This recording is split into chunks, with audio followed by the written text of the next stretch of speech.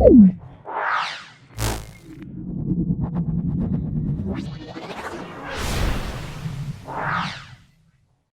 The Lord. ദൈവനാമം മഹത്വപ്പെടുമാറാകട്ടെ. God's mind ministry എന്ന ഈ യൂട്യൂബ് ചാനലിലൂടെ കഴിഞ്ഞ നാളുകളിലെല്ലാം ദൈവത്തിൻ്റെ വചനം കേട്ടുകൊണ്ടിരിക്കുന്ന എൻ്റെ പ്രിയപ്പെട്ടവർക്ക് യേശുക്രിസ്തുവിൻ്റെ നാമത്തിൽ എൻ്റെ സ്നേഹവന്ദനം അറിയിക്കുന്നു. പ്രിയപ്പെട്ടവരെ, ഇന്ന് കർത്താവ് നമ്മോട് സംസാരിക്കുന്ന കാര്യം നമുക്ക് വേദവചനത്തിലൂടെ നമുക്കൊന്ന് പരിശോധിക്കാം. ഇന്ന് പലരും താൻ എവിടെയാണെന്ന് അറിയാതെയാണ് നിൽക്കുന്നത്. ജീവിക്കുന്നത് തന്നെ തൻ്റെ സ്ഥാനം എവിടെയാണെന്ന് അറിയാതെ. അതേ പ്രിയപ്പെട്ടവരെ, ഇന്ന് ആരുടെയൊക്കെയോ ആലോചന പ്രകാരം നടന്നുകൊണ്ടിരിക്കുന്ന ചില പ്രിയപ്പെട്ടവരോട് ദൈവം സംസാരിക്കുന്ന കാര്യങ്ങളാണ്.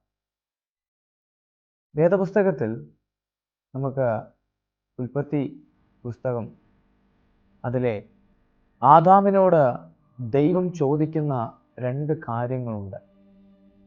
ഒന്ന്, മനുഷ്യ നീ എവിടെ? അതെ, ഇന്ന് കർത്താവ് പലരെ നോക്കി ചോദിക്കുക, നീ എവിടെയാ? മനസ്സിലാക്കണമേ, ഏദൻ തോട്ടത്തിലാണ് ആദാം ഉള്ളത്. തോട്ടത്തിൻ്റെ ചില വൃക്ഷങ്ങൾക്കിടയിൽ ആദാം ഒളിച്ചിരിക്കുകയാണ്. ഇത് കർത്താവിന് അറിയാം. എന്നിട്ടും കർത്താവ് ചോദിക്കുകയാണ്, നീ എവിടെ? ഈ ചോദ്യത്തിനൊരു പ്രസക്തിയുണ്ട്. കർത്താവ് ദൈവം ഒരു ചോദ്യം ചോദിക്കുന്നുണ്ടെങ്കിൽ അതിന് അനേകം അർത്ഥങ്ങളുണ്ട്.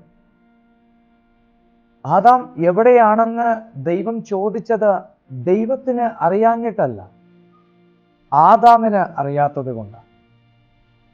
ഇന്നലെ വരെ തൻ്റെ സ്ഥാനം എവിടെയായിരുന്നു, ഇന്നിപ്പോൾ ആദാം എവിടെയാണ്? അതാണ് ദൈവം ആദാമിന് ഉണർത്തി കൊടുക്കുന്നത്. ആദാം നീ എവിടെ? നീ എവിടെ എന്ന് ദൈവം ചോദിക്കുമ്പോൾ ആദാമിന് അത് മനസ്സിലായില്ല.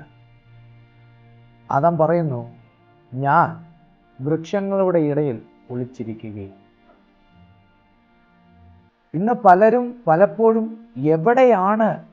ഒരു കാലഘട്ടത്തിൽ ദൈവത്തോടു കൂടെ നടന്നവർ, ദൈവ സാന്നിധ്യത്തിൽ മുന്നോട്ട് വന്നവർ, ഈ 2024 കടന്നപ്പോൾ എവിടെയാണെന്ന് പോലും അവർക്ക് മനസ്സിലാക്കുവാൻ കഴിയുന്നില്ല.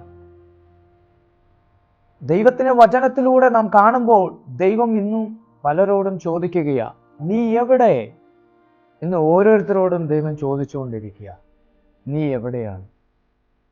അതവനോട് ചോദിക്കുക, നീ ഇന്നലെ വരെ നീ എവിടെയായിരുന്നു?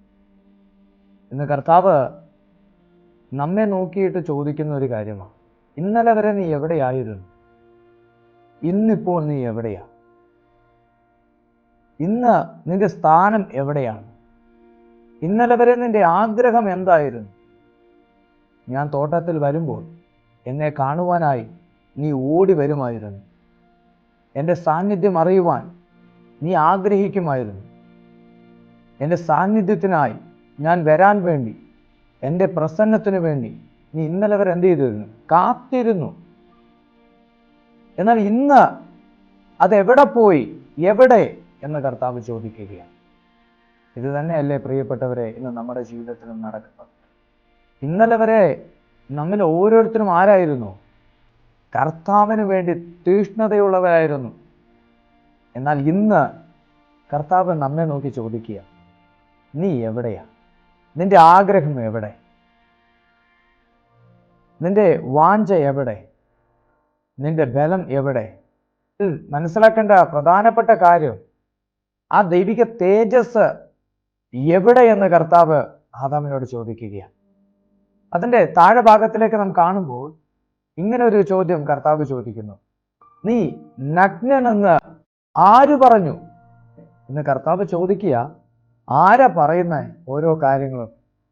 ഇന്ന് നീ നടക്കേണ്ടുന്ന വഴി ആര് പറഞ്ഞിട്ടാ? നീ ഇന്ന് തിരഞ്ഞെടുത്തിരിക്കുന്ന ജീവിതം ആര് പറഞ്ഞിട്ടാ?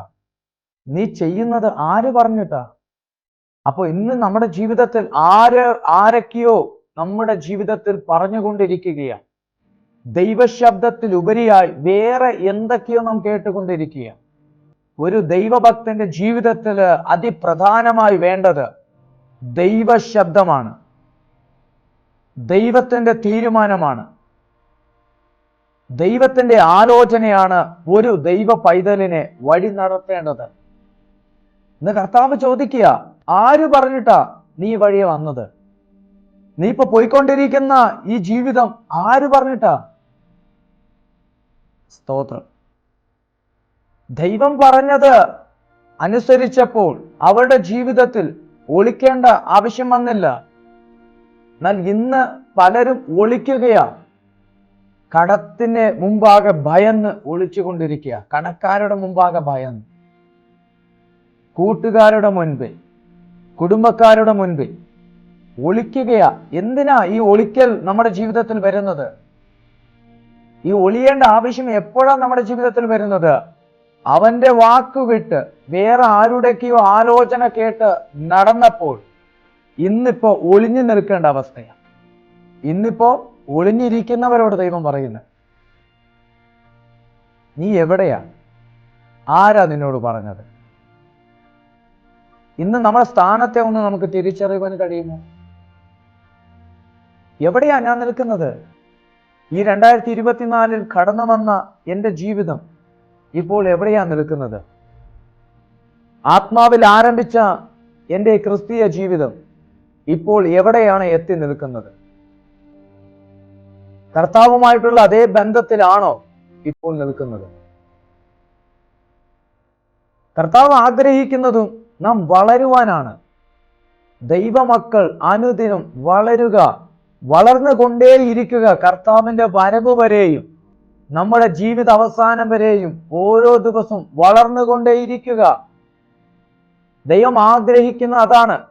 അതിന് തടസ്സമായിട്ടാണ് എവിടെയാണ് നിൽക്കുന്നതെന്ന് നമുക്ക് അറിയാത്ത വണ്ണം നാം മാറിപ്പോയിരിക്കുകയാണ്. ദൈവം ചോദിക്കുക, നീ എവിടെ? എത്ര പേർക്ക് മനസ്സിലാക്കുവാൻ കഴിയും? ഞാൻ ആരംഭിച്ച ഈ ക്രിസ്തീയ ജീവിതം ഇപ്പോൾ ഞാൻ എവിടം കൊണ്ടാണ് നിർത്തിയിരിക്കുന്നത്? എവിടെ ദൈവമായിട്ടുള്ള ബന്ധം? എവിടെ ദൈവമായിട്ടുള്ള ഒരു കൂടിക്കാഴ്ച?